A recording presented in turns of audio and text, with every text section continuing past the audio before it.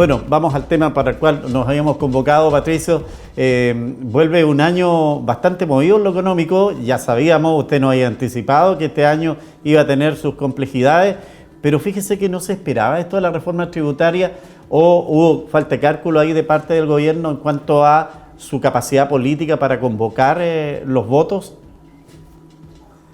Efectivamente, esto es un golpe bastante duro hacia el gobierno por cuanto la reforma tributaria es parte del corazón del programa y además es parte del sustento financiero de su programa. Es decir, esta reforma tributaria, ¿cierto? El objetivo principal que tiene es recaudar dinero, ¿cierto? Recaudación para poder justamente financiar todas las promesas y proyectos del presidente actual. Por lo tanto, es complejo este rechazo que se ha producido en primera instancia en la Cámara de Diputados, pero bueno, es parte también, ¿cierto?, de la democracia, y esa fue la decisión que se tomó el día de ayer. Faltaron ahí, entiendo, 1 o 2 votos para aprobar, así que el presidente tiene la facultad de insistir, entiendo, en el Senado, o bien ya esto va a tener un plazo de un año más para volver a trámite.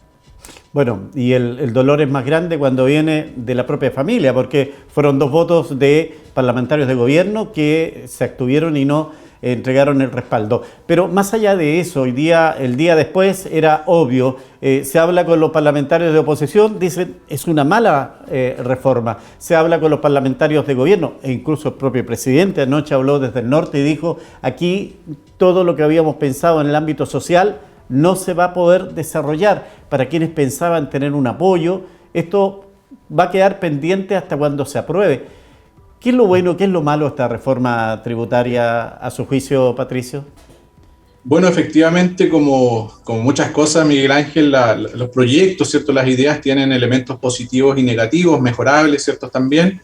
Y efectivamente, el objetivo principal, ¿cierto?, de una reforma tributaria es justamente recaudar dinero para poder destinarlo a aquellos programas sociales, como por ejemplo el pago de la pensión garantizada universal, ¿cierto?, la PGU, también mejorar las pensiones, que es otro proyecto del gobierno. Entonces, por ese lado, claro, uno pudiera sentir que la decisión que se ha tomado. Pero por otro lado, también hay que tener en consideración que una reforma tributaria tiene bastantes efectos en la economía y que hay que revisarlos con mucha detención para que no nos vayamos a encontrar después con efectos negativos que finalmente generen lo contrario a lo esperado. Y eso es parte de la crítica que se le hace, ¿no es cierto?, a esta reforma, que es, por ejemplo, este famoso ya impuesto a los súper ricos, ¿cierto?, a los altos patrimonios, que podría tener un efecto también en la inversión en nuestro país, porque capitales grandes pueden moverse de un país a otro, entonces eso pudiera afectar a la economía del país. Y por otro lado, también nos encontramos en un año complejo, Miguel Ángel, en un año donde tenemos una proyección de recesión económica, por lo tanto, subir los impuestos a las empresas pudiera no ser adecuado a lo mejor en este tipo de situaciones. La verdad que es un tema bastante técnico, pero tiene elementos positivos, que son los que destaca, ¿cierto?, la coalición de gobierno, y es natural que así sea, que es el financiamiento de las ayudas sociales. Pero por otro lado también está que hay que hacerse cargo de los posibles efectos que esto pudiera tener, especialmente en la inversión y en las pymes, que también por ahí han salido muchas voces representantes de las pymes que recogen que no todo ha sido, ¿cierto?, conversado con ellos y que faltan elementos quizás de apoyo y de incentivo a las empresas de menor tamaño. Claro. Fíjese que frente a eso hay anuncios ahora inmediatos, como por ejemplo esta duplicidad del ex bono marzo en 60.000 pesos que se entregarían, este bolsillo electrónico que también se ha anunciado en una forma de paliar la situación aflictiva económica que están viviendo los chilenos, particularmente los más complicados desde el punto de vista económico. ¿Estos beneficios también se pueden ver afectados o estamos hablando de beneficios que venían como argumento de esta reforma tributaria y que se podrían poner en práctica solo con la aprobación de esta iniciativa del gobierno? No, los primeros beneficios de los bonos, ¿cierto?, marzo y otros, yo creo que no tienen problema de financiamiento. El gobierno tiene ahí un presupuesto fiscal, ¿no es cierto?, delimitado para eso. Lo que aquí se ve comprometido es más bien las iniciativas, como te decía, que son más de mediano plazo, que tiene que ver con las pensiones, por ejemplo, y con beneficios que se pensaban dar en algunos años más. Pero sí, naturalmente que el presupuesto es uno solo y que igual pueden haber complicaciones, especialmente en este año, donde, como te reiteraba, vamos a tener una recesión económica, lo más probable, y eso, dentro de otras cosas, significa que el país deja de recibir también recursos, ¿cierto?, por parte de las empresas. Entonces, es un año complejo que va a afectar sin duda el presupuesto fiscal, y esta noticia también viene a complicar el panorama, pero es de esperar de que la discusión sea, ¿no es cierto?, más positiva, más nutritiva, y que esa reforma que se vuelva a plantear recoja las voces de todos los sectores y pueda hacerse cargo a lo mejor de estos efectos negativos que pudiera tener en la economía a mediano y largo plazo, y sea finalmente, ¿cierto?, aprobada mejor de lo que hoy día se ha presentado. O sea, finalmente hay razón con las voces que hablan en orden de que esto debió haber sido consensuado previamente, debió haber conversaciones. Veía esta mañana un parlamentario de la Araucanía quien decía que él se abstuvo, pero ante la negativa de que el gobierno dijera, mira, entrega tu voto positivo y para la Araucanía podemos entregar tal apoyo. Un chantaje, si uno lo mira así como quiera, pero algo decía el parlamentario en orden a que a nadie se le convocó para explicarle previamente y de qué manera las regiones también podrían recibir un apoyo de manera preferencial respecto de el voto que podría entregar un parlamentario determinado fuera de la región metropolitana. Efectivamente, es cierto que, como te decía, una reforma tributaria son palabras mayores para un país, digamos, por la envergadura que significa, por lo tanto, requiere, ¿cierto?, ojalá sentar a la mesa la mayor cantidad de actores posibles, y efectivamente hay algunos que se han quedado abajo. Yo te comentaba, leía también en la prensa gente de organizaciones, ¿cierto?, de pymes, de pequeñas empresas, que también es un poco apuntaban en esa línea, que no fueron convocados, ¿cierto?, no fueron considerados en sus apreciaciones, en sus indicaciones.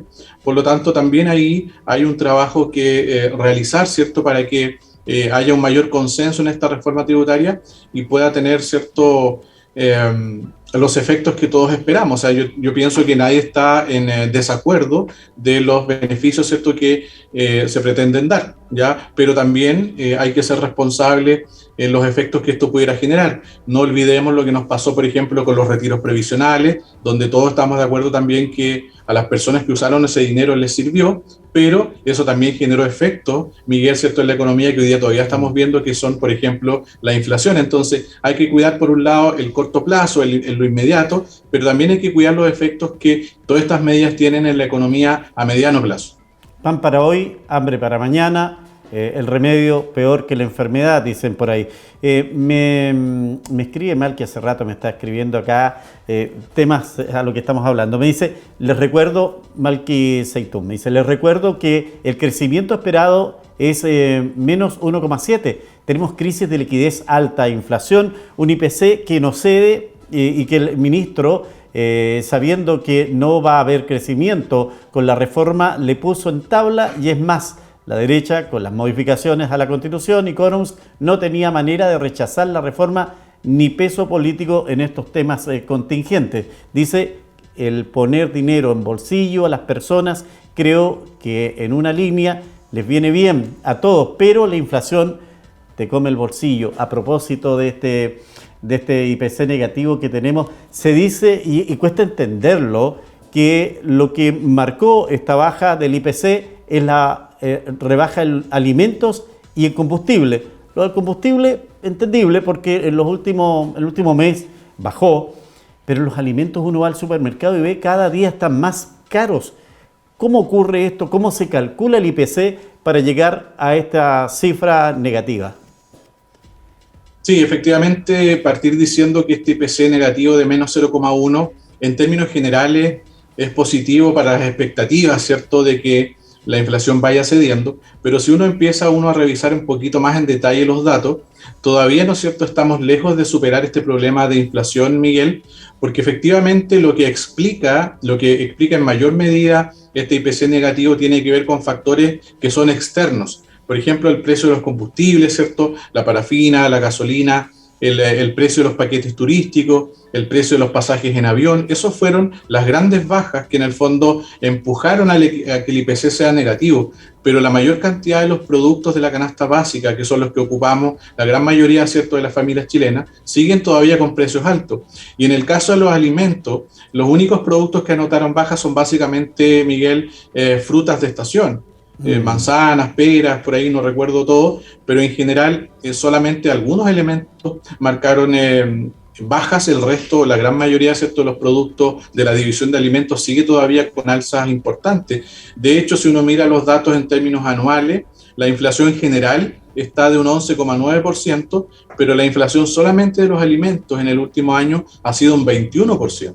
Entonces, el alza que han tenido los alimentos en el último año prácticamente duplica a el alza general que ha registrado el IPC. Por lo tanto, este dato, ¿no es cierto?, si bien es, repito, positivo desde el punto de vista quizás de las expectativas, ¿cierto?, no es todavía la solución al problema. Estamos todavía con una inflación bastante alta, ¿cierto? Y todavía nos quedan varios meses para corregir este problema lentamente, y es de esperar que no se sigan, ¿no es cierto?, tomando medidas que pudieran agravar esta situación. Recordemos también, Miguel, que se han escuchado voces de plantear un nuevo retiro previsional, por ejemplo, y eso sería absolutamente perjudicial para esta tarea que estamos haciendo contra la inflación.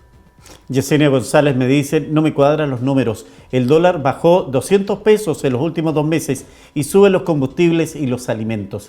¿Dónde está ahí la situación que nos sigue dando duro en el bolsillo? Sí, lo que pasa es que el precio de los combustibles tiene ahí una fórmula, ¿no es cierto?, que incluye bastantes factores. Por un lado está el precio del dólar, pero también está el precio internacional del petróleo. Entonces, si bien el dólar por un lado ha notado algunas bajas, el precio internacional del petróleo ha estado al alza, y como Chile es un importador de combustible, finalmente ese efecto fue mayor a la baja en el precio del dólar, lo que significó que, ¿no es cierto?, el resultado sea el que conocimos recientemente en el IPC. Bueno, y ya se anuncia que mañana vuelve al alza los combustibles en su mayoría. Una situación que no es nada de grata, y nos habíamos acostumbrado casi por un año o más de un año de que los días jueves subía. El último periodo ha estado a la baja. Cristian Sebastián me dice, es falso lo que se indica que no se convocó esto respecto a la reforma tributaria. Existieron 6 meses de diálogo, incluido las pymes. ¿Pudo haber sido eso o no?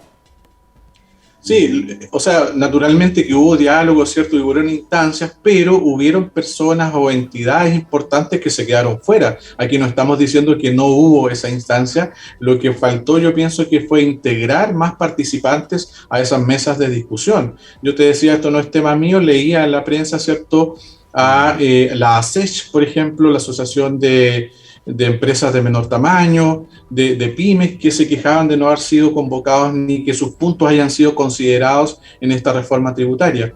¿Ya? Yo pienso que todo es mejorable y probablemente se puedan incorporar aquellas voces que se sintieron que no estuvieron en la mesa, o bien que estuvieron, pero que sus propuestas, Miguel, no fueron escuchadas, porque yo también puedo invitar a alguien a la mesa, pero en el fondo para hacer número y foto y no considerar ninguna de sus peticiones ni sus propuestas.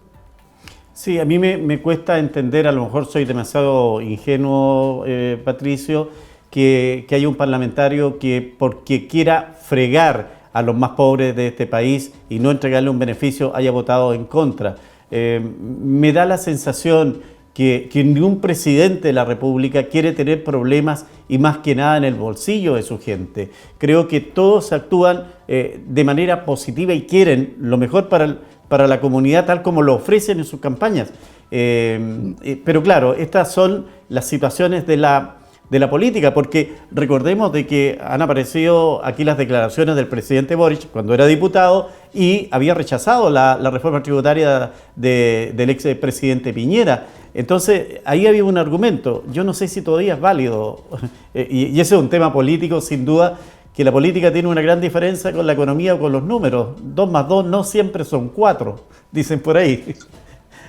Así es, lamentablemente, Miguel, nosotros al menos nuestra tarea es un poco más fácil, ¿cierto? Estamos desde la academia tratando de ser un poco más objetivos, ¿cierto?, con estos elementos, pero bien sabemos, ¿cierto?, que la arena política no funciona de la misma manera y ahí también operan otros elementos, ¿cierto? Hay otros gallitos, hay otros conflictos también que entran a jugar en este tipo de decisiones que finalmente terminan afectando la calidad de vida, ¿cierto?, de todas las personas y de un país. Pero sí es cierto reconocer de que hay algunos elementos, ¿cierto?, que todavía se pueden mejorar en esta reforma tributaria, y todos esperamos que Chile tenga una reforma tributaria. Chile necesita más recaudación, ¿cierto?, para hacerse cargo de los mayores beneficios que se deben brindar a la población, pero eso no significa, ¿cierto?, que tengamos que aprobar o meternos, ¿cierto?, en un proyecto que no convence a la gran mayoría, y eso es lo que se está viendo que sucede el día de hoy.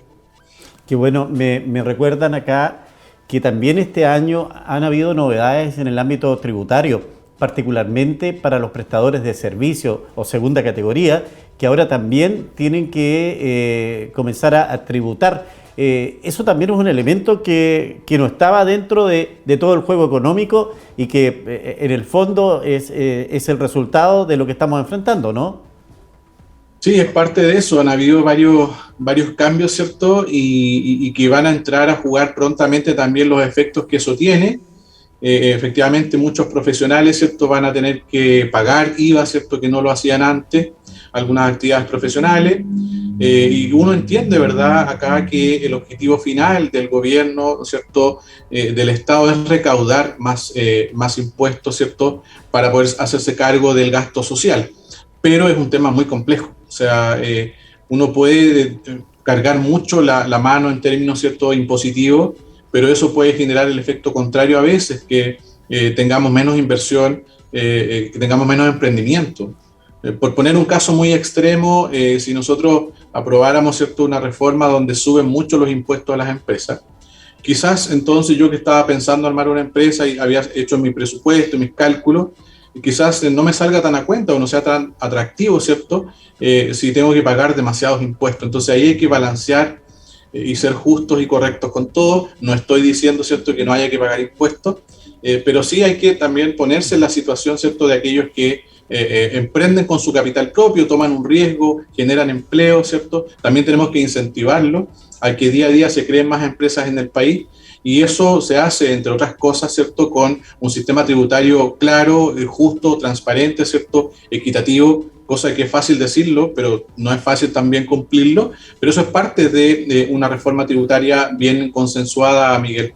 Sí, claro, porque uno si suma finalmente, si yo soy profesional de segunda categoría y tengo que... Hay servicios, por ejemplo, entiendo que las peluquerías van a tener que comenzar a pagar el IVA, por lo tanto, el precio final a la persona que va a pedir el servicio también se va a incrementar en el porcentaje que se ha incrementado el impuesto, porque evidentemente el profesional no puede absorber solo la recarga tributaria. Efectivamente, ese es el gran problema, ¿cierto?, que de los impuestos. Muchas veces uno cree, ¿cierto?, que el impuesto se lo va a aplicar a la empresa, ¿cierto?, al prestador del servicio, pero finalmente en la práctica sucede lo que tú estás comentando, que al final el productor, el empresario, ¿cierto?, dice, bueno, si a mí me subieron este costo de impuestos, yo voy a subir el precio finalmente a mi cliente, y finalmente entonces ese impuesto termina siendo soportado por las personas, por los clientes, ¿cierto?, por la ciudadanía. Entonces, eso es un tema muy complejo que hay que tener cuidado de cómo funciona en la práctica este tipo de situaciones, porque si aumentamos demasiado los impuestos, pudiera terminar pasándonos esto, que al final las personas terminen pagando ese impuesto a través de precios más altos, y al final sea un perjuicio mayor, porque por un lado lo hacemos pagar más impuestos y después, ¿cierto?, le damos un beneficio social. Bueno, es una bicicleta que finalmente apunta al chileno común igual. Aquí Cristian Sebastián me dice, las microempresas no son las más afectadas, y me agrega que es no convencer a la gran mayoría. Aquí lo importante es lo que necesita el país.